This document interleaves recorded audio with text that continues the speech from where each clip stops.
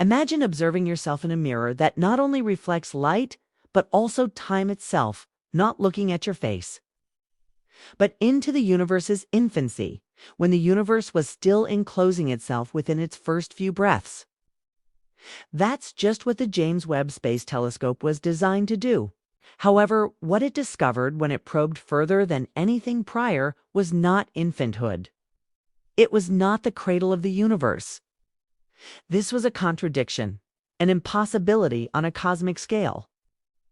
Additionally, what it observed and revealed to us has not only astonished astronomers, but shaken the foundation of modern physics for a long time.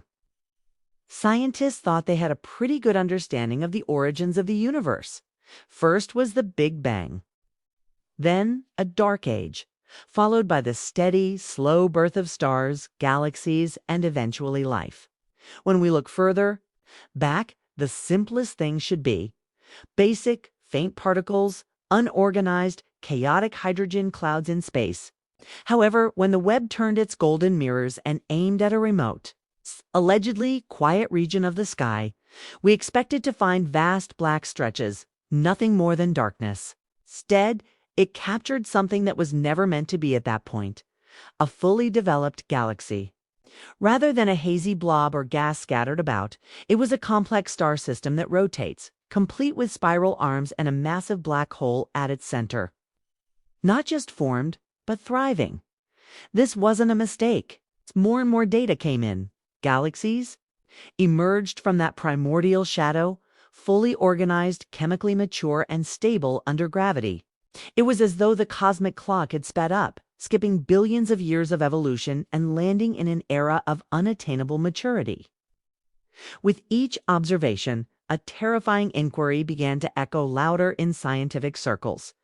What if everything we believed we knew about the beginning is wrong? It's the first time the Webb Telescope captured the image of what appears to be an impossible galaxy. Over 13 billion light-years away, it was anticipated to be yet another dim, ancient smear of light, barely discernible from outside noise. But instead, what it revealed was nothing short of architectural class. Spiral arms wrapped like ribbons of starlight, dense star clusters orbiting in harmony, and a dense core pulsing with energy.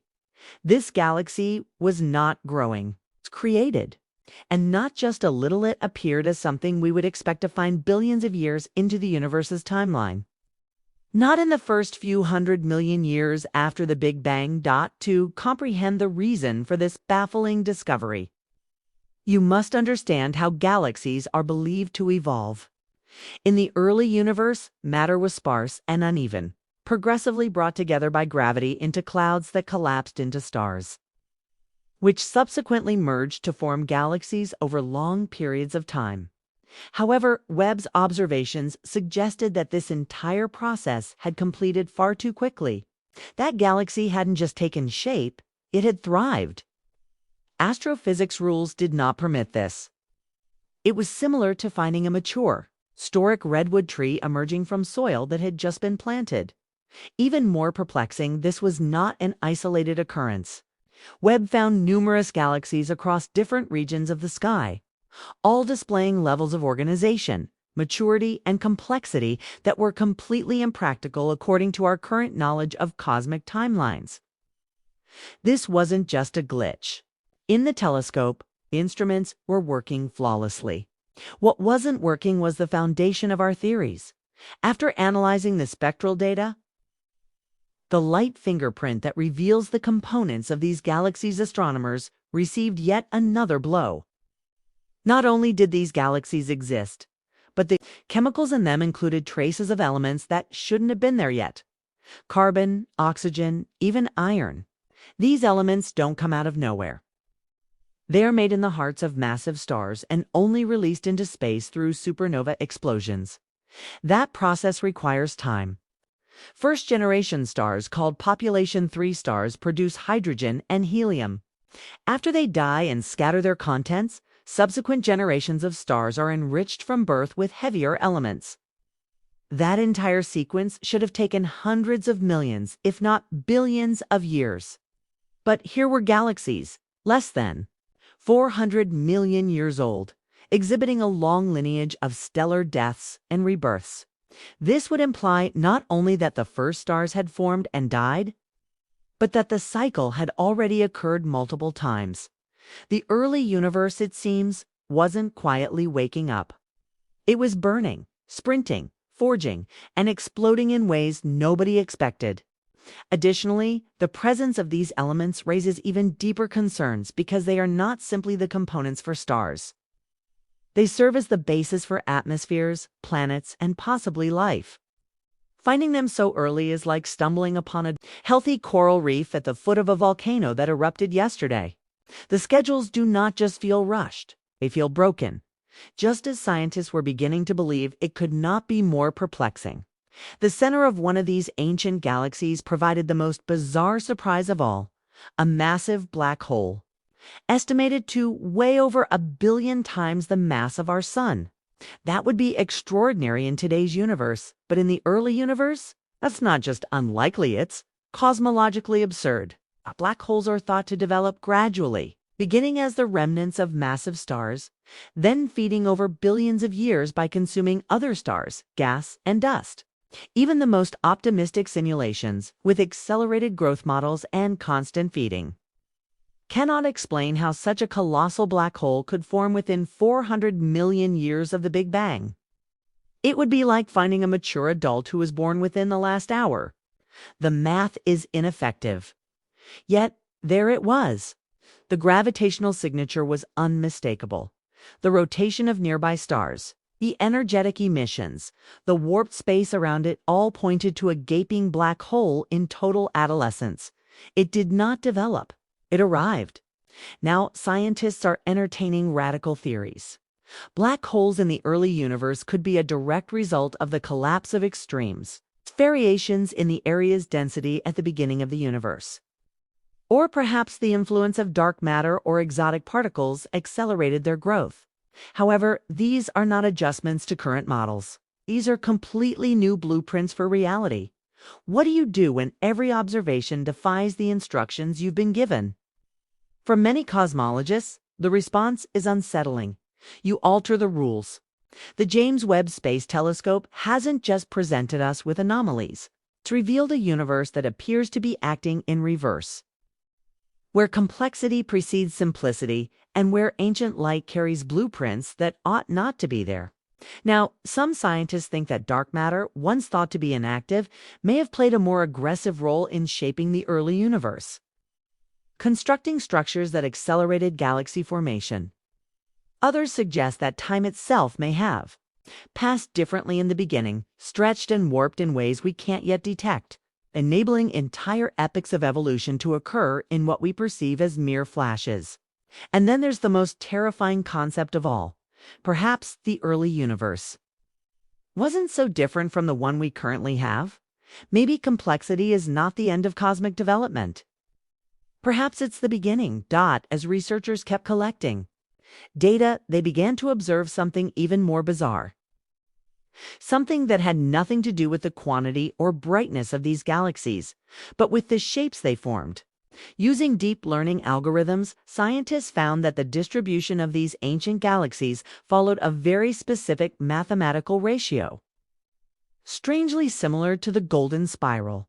This went beyond aesthetics. It was structure, a hidden geometry that extended over billions of light years, connecting galaxies and star systems in perfect alignment.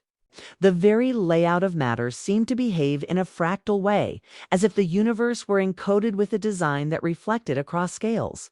It was more than coincidence.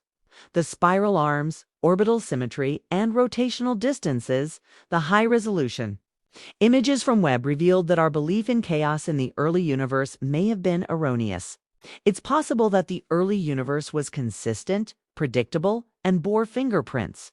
But whose fingerprints? It's a fundamental rule that goes beyond physics or something far more disturbing evidence of deliberateness, incorporated into space-time itself.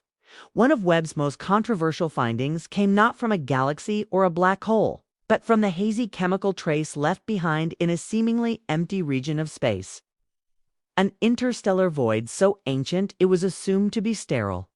Yet the telescope's spectrometers found something unfathomable. Intricate organic molecules, not merely methane or polycyclic aromatic hydrocarbons, but the elements that make up amino acids and, by extension, life. These chemicals didn't belong to planets. They weren't fluttering about inside stars. They were drifting, aimless, yet somehow intact after 13 billion years. This raised alarms because the repercussions went beyond the biological. It meant that life's components had existed nearly since the beginning, not subsequently formed in solar systems like ours, but incorporated into the cosmic fabric almost immediately. If that is the case, then life is not a random alignment. It is a constant, a feature, a thread woven into the universe from the start. The unimaginable, it seems, was not limited to space. It was molecular. Then came the image that threw even the most skeptical minds into silence. Deep within a higher redshift cluster, Webb found a structure in galaxies that was overly perfect. 6 galaxies arranged like petals circling a central object. Positioned, equally apart and rotating in near-synchronized orbits, like some cosmic dance performed with purpose. Scientists called it the flower. Despite their efforts to justify it as a statistical blip or gravitational coincidence, no natural model could replicate its accuracy. It was an astronomical sculpture frozen in light from before Earth had formed. Some suggested gravitational lensing. Others proposed quantum symmetry from the early universe's turbulence. However, a few quietly wondered aloud whether this might be something else entirely, a marker, a signpost, a calling card left in plain sight, intended to be seen only once humanity's eyes had evolved sufficiently to comprehend it.